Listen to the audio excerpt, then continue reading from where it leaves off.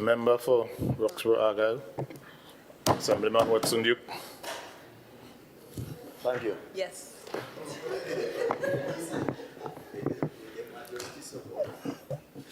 Mr. Deputy Presiding Officer, the Bible says when a man ways please the Lord, even his enemies agree with him. Thank you this morning. Thank you this evening. To my colleagues and to the Deputy Presiding Officer, thank you for the opportunity to be among you and to address you and the good people of Tobago for yet another time. I stand here on behalf of the people of Nallaford, Ruido, Betsy, Roxborough, Argyle, Kendall. And I'm a proud son of the Tobago East. I am also proud of my colleagues on the other side. I'm also disappointed. Mixed feelings. Mixed feelings. I'm proud that they have gotten the opportunity to sit on that side, the executive side. We stood here for a long time, looking at that side across there, wondering how the breeze was blowing. And we used to be laughed at and told we will never come on that side. And I always, Deputy Presiding Officer, I was always suspicious about that side. I always felt something was wrong with that side. Until I got there, I recognized that something is wrong with that side, across there. And so today, that's one of the disappointment. Something is wrong on that side. I can't understand how come such brilliant people with such great resolve, such great mental faculties and natural abilities could continue missing their mark. This is the third budget, and it is the third mistake, or third colossal mistake in this house. Here we are, presenting a budget for the island of Tobago that is a deficit budget. We continue asking for big figures when big figures to spend, that is. When we look at our revenue generation remains stagnant at about $210 million. Let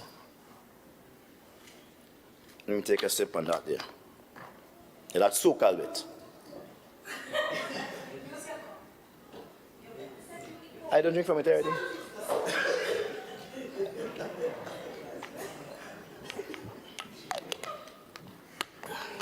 This is a new style we have brought to the house. Spartan style. And so, I want to be slow and I want to be a bit deliberate, as that's my main context this evening. How could we continue to put before the people of Tobago a budget that says we are spending 10 times, back about 15 times the amount we are making? That cannot be good business for nobody. Even if you are selling chenet, you must know the cost that you are paying a man to climb a tree and the cost you are paying someone to tie the bunches must be less than the overall cost you're going to make from selling each bunch of chenet. Yeah? Simple maths.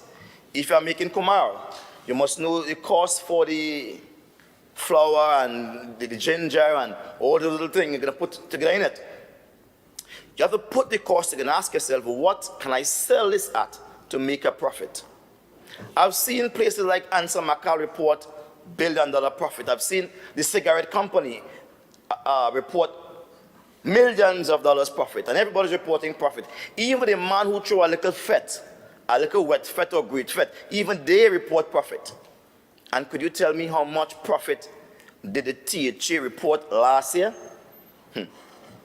Yeah, $7 million. $7 million. You know how much they've reported for this year, meaning in this budget year? About $4 million.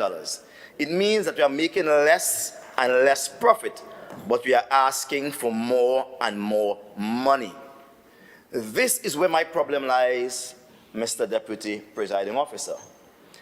With all the intelligence on this side, right around this horseshoe here, all the intelligence, they are unable to put their collective wisdom together and come up with some type of activity that would be able to generate proper and decent income for Tobagonians, so much so that Trinidad, who has a central government, could be able to look at it and say, these people are using their money wisely, let us give them some more.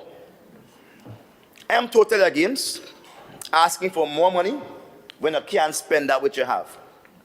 I'm totally against it. I want to make it absolutely plain. If you cannot properly spend the money you have, why ask for more? Is it just to show off? No. You have to put your money to good use. I sat and I heard my colleague from that side, the red side saying, or my right-hand side saying, that the road along that Canaan, Milsherv, going down back to the airport side down there, was to be built by central government as a part of the airport's plan. But I heard they rush it. Things like that shouldn't even be something to even debate. The fact is, if Trinidad and Tobago, because there's no place called Trinidad, if there's Trinidad and Tobago decide to do a road in Tobago, let them do it. Take the money and do something else with the money. We have to have value for money. But the games we play across here, we want to play big spenders. And they want to take the road and name it after Dr. Winston Murray. That, again, is another insult. Dr. Murray was never into construction.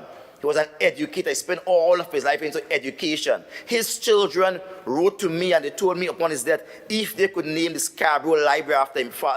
The member for Lansome Palatavere, was there. They knew of it. But they decide to cover their political sores with Dr. Winston Murray's name as a good band-aid. So it makes the thing tongue sweet. Nobody wants to offend the good name of Dr. Winston Murray, so they say, all right, leave it so. I am against that. I want to make it absolutely clear. Like I say, you're all full of potential, but you all can't tap into your own potential. You can't tap into that. And I'm worried about that. The brightest smiles I've ever seen is when I sit on that side, Something about that side makes them feel that life is a joke. Unless they come on this side and understand the struggles that people are feeling, on that side, they're always smiling, they're always talking, and this affects them from performing. When I was going to school, Mr. Deputy Presiding Officer, I will tell you this. Many a times, teacher will be complaining about students in the class who love to talk and smile. There was the happiest bunch of students until exam time come out and they fail. Let's be the most crying students. A day set for an exam here, called an electoral exam, when they will have to come before the people. On that day, they will be weeping, wailing, and gnashing of teeth.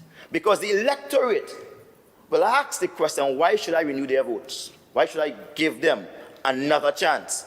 They have a grand opportunity. We fought hard, tooth and nail, to come on that side across there. Some of them don't even know how to get across there. Just appear there, happy. They don't know the cost. And now they are squandering the opportunity by writing frivolous things in a book called a budget. Is this a serious budget, Mr. Deputy Presiding Officer? Not a graph, not a pie chart, not a graph, not a pie chart, not a picture of a project they have done, no project at all, not one project, not even a full coup de bill, nothing. But they bring it to us, this half-done book. Half-done book. I swear the printer break down. Because I don't know if it is blue, if it is green, if it's yellow. A dirty looking color. And they present this to us. This is what I'm saying, Mr. Deputy Presiding Officer. We have a lot of potential across there. Smartly dressed people. Smartly dressed people. Some of them very cocky when they walk. The chest swell up, expanded. While the Tobagonians can't buy tea, they're still going to bed hungry. They're cocky. As it have come to last. Full of potential, but not using it. Tobago will judge you all. This budget is what I call utter rubbish.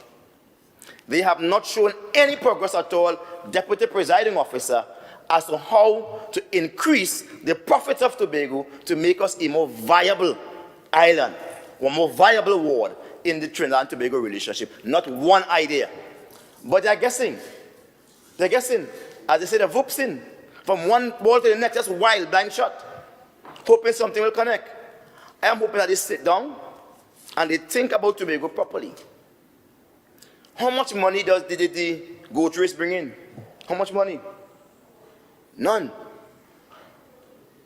How much money did the goat race bring in? How much money the rental of Shore Park brought in? None. But to ask ourselves, we have people buying cars and selling cars, and they are making hundreds of millions of dollars. Tobago is a corporate.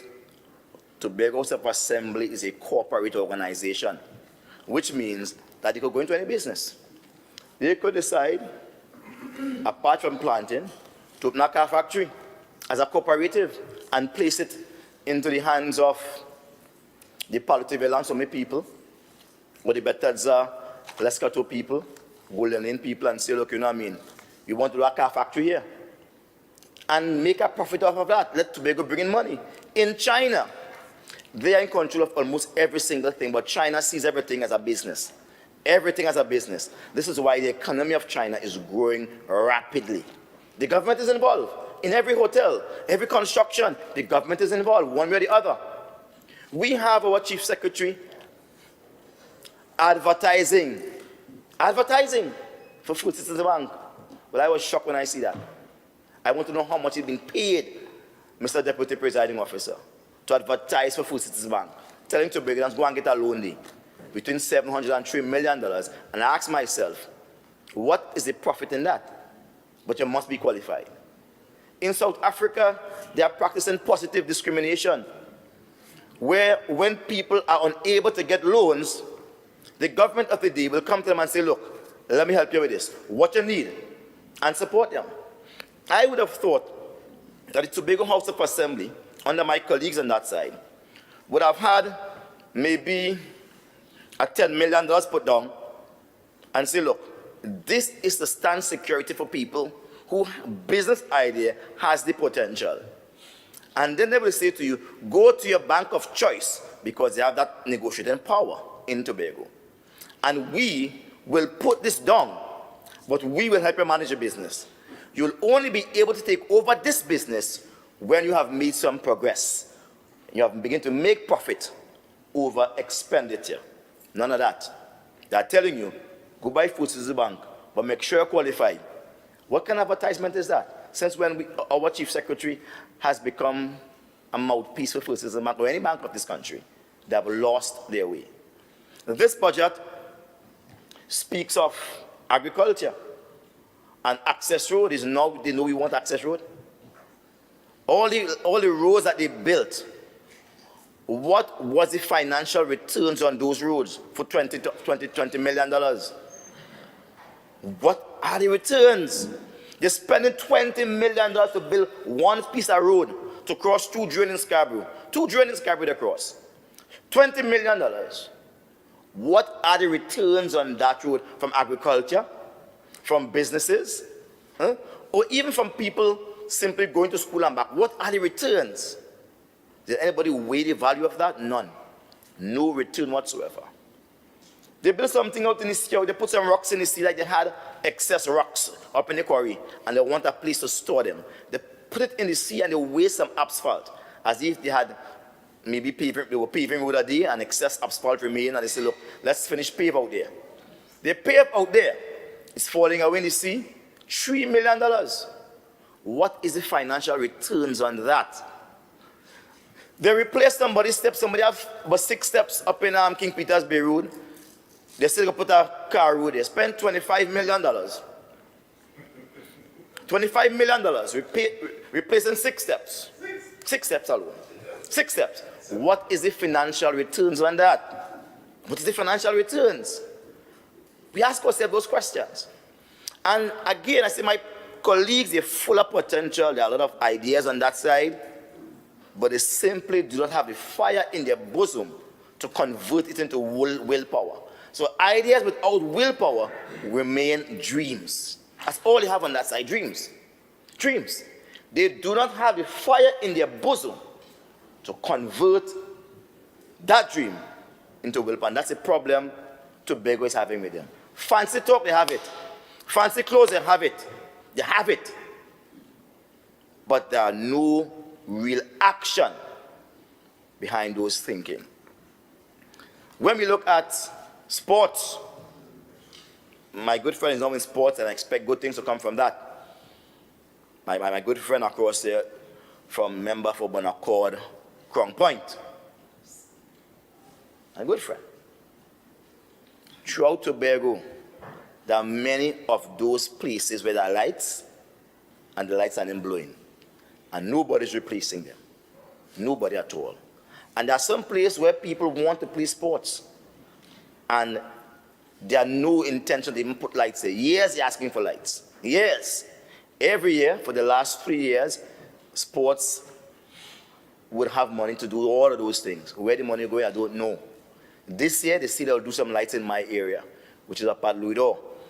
The Roxborough courtyard has been begging, the Roxborough complex, yard outside has been begging for lights for a long time. No lights. No lights. Again, we're asking ourselves, what are we doing with the money? If we put the lights there, and we have timers when the lights will come on or come off, or we task person with the responsibility of managing those lights properly, money will be well spent, you know. If we have a proper repair work going on, that when one light down, somebody replace it, people will be able to do more with sports. But that's not all. It takes more than lights. Where are the clinics? Where are the football clinics? Where are the basketball clinics in the community? They have all these fancy plans, you know. They are not lost for ideas. They have no fire in their bosom that propel them into action. But you know what worries me the most out of all of that? My friend, the councillor, Councillor Boris, responsible for tourism. I went to the fort last evening, and as soon as it became dark, it was real dark. That light at the lighthouse failed to light. And I recall standing right here in 2017, raising the issue about the lighthouse. Yeah? That's how long it is. And nothing has been done to the lighthouse to put the light in the lighthouse. But plenty big ideas, plenty big ideas, plenty big ideas about tourism and this and about that. When we asked about Manta Lodge, what's going on in Manta Lodge up there? I wouldn't tell you the half of the story that I'm hearing about Manta Lodge. The papers carry it. When I ask myself, what about Sanctuary Resort? 60 million was spent for that. What's going on with that? There are people who are interested in Sanctuary Resort. It's parked up there, a place for bats, zombies, and gargoyles. Well, Voice was going to make a little show every now and then, a little cut a video every now and then. That's what's going on there. $60 million resting in the bush. The problem is, they are spending money, but not getting returns on the dollar. It means something is wrong. This is a business we are running. A government is a business for the people. Yeah? It's a business. You have to make money. If you don't make money, you have to tax the people to get money to do what you need to do. But we're not making money. We're just spending money and asking for more. More. I say not 1 more cent for Tobago until we begin to spend properly the money we have. Where the money going? $7.5 billion spent already. $7.5 billion. $7.5 billion. What we have to show for that? Nothing in Scarborough. Not even a shop paint up, nothing. Scarborough run down. But the money spent, and they want more. We want more. Not one slammer Tobagonian. Full bread Tobagonian. Pure bread. I know my ancestors from way in Africa. I could go in the village and sit down, and they will know my name. I want Tobagonian. But I do not stand and support any call for any more money. Not 1 more cent for you. You all can't spend money. Full of potential. All I know is figures. One more. Bad spending the money. And I understand why, you know. You see, when people are not accustomed to money, they don't know the value of it. When people are not accustomed to money, and none of them on that side are accustomed to money, not one of them accustomed to money. So it come right on to them. They want more. If you all had knew the value of money, you all would have fixed that place down called James, Fort James. I call it in Plymouth there. Fort James. The Plymouth Fort by the football field there. That has no toilet in it. It's a chemical toilet. Most of these places have no proper toilet facilities. We came up with a plan from way back in 2017 that every single tourist destination in Tobago should have restroom facilities, proper restroom facilities. There is none there. When you go to the Aga waterfall, if you want to use the restroom, you have to come quite back out. The world has changed. We have to find a way to accommodate people that when they reach the destination and they say, I reach. If they want to use the restroom, our restroom is available, but the restroom at the same time does not conflict with the environment. We're not doing that.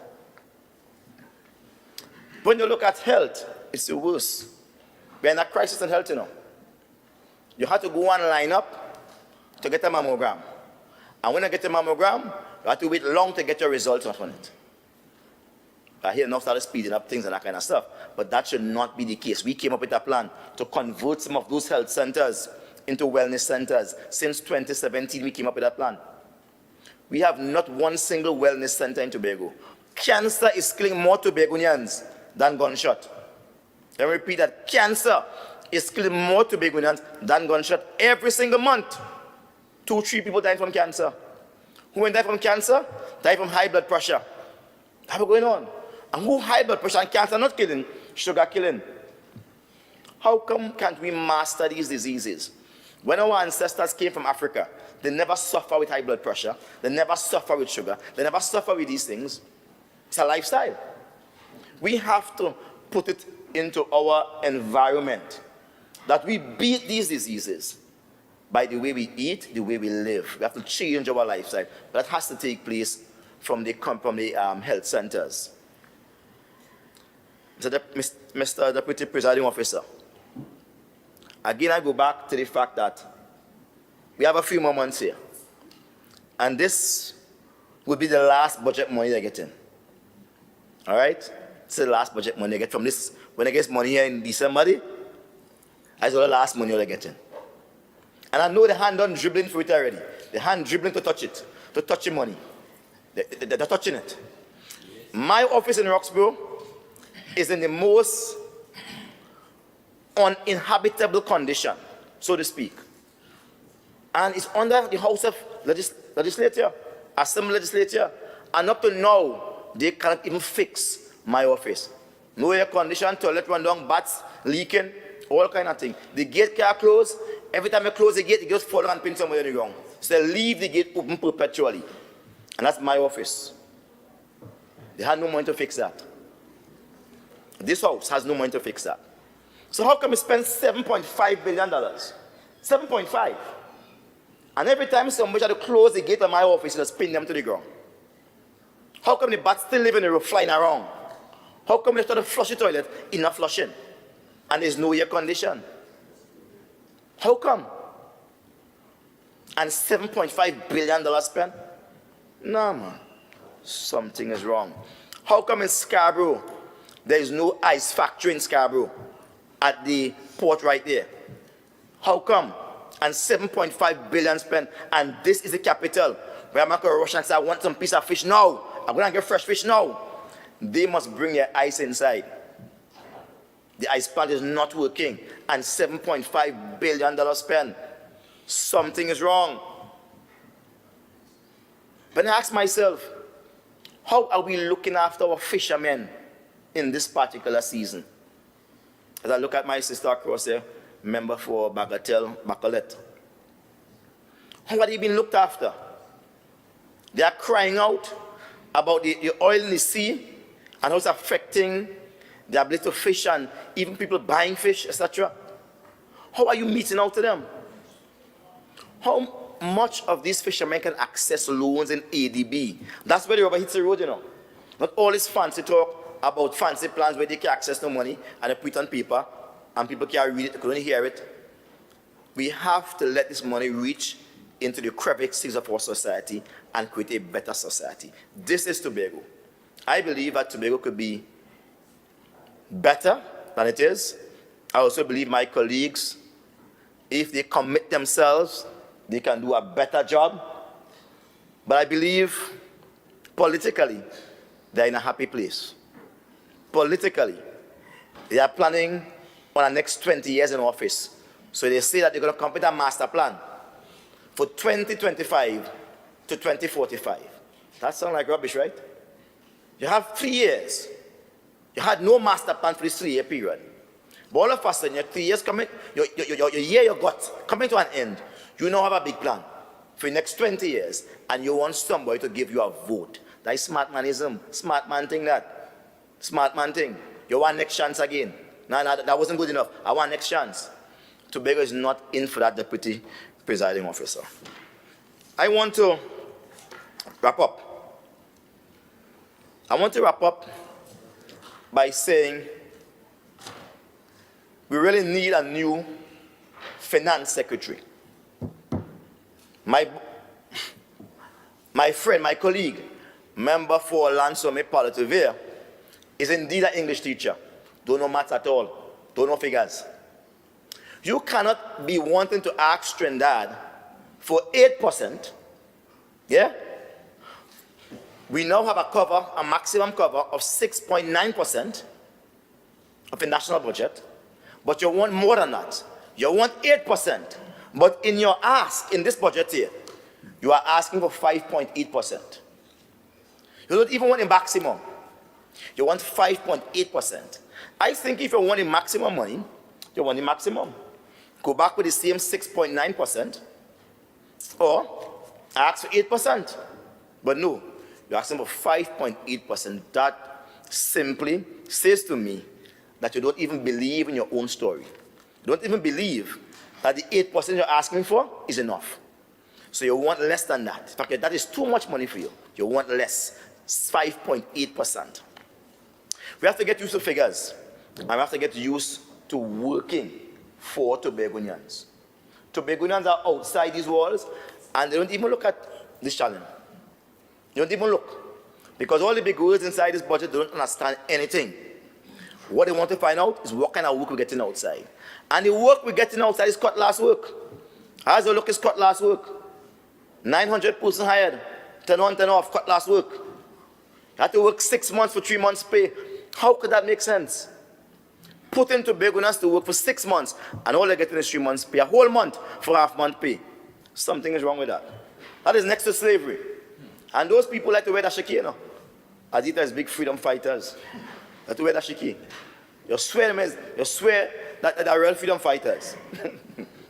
So we have to be careful. We want jobs that elevate our people out of this kind of slave environment. I look at my good friend again, the member for Lansome Palatuvere, going space side, say that somebody in Charlottesville gave them. Member for Roxburgh, you have 2 minutes of speaking time remaining. Right, I'm wrapping up. They have come to compound slavery on us. They have come to compound slavery. My good friend here, from Lansome Palatuvere, gone to Charlottesville, got 90 acres of land from a landowner up there. And all he wants to work on the land is cocoa. They have so much cocoa estate here. Roxburgh Cocoa Estate, Darfur Cocoa Estate all over Tobago.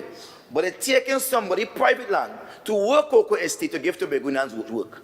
What happened to that? There's over 2,500 acres of land under Tobago. That's about 25 estates. And you're going to ask somebody for 90 acres of land to go and work cocoa? I thank you, Mr. Presiding Officer. They have gotten it wrong again.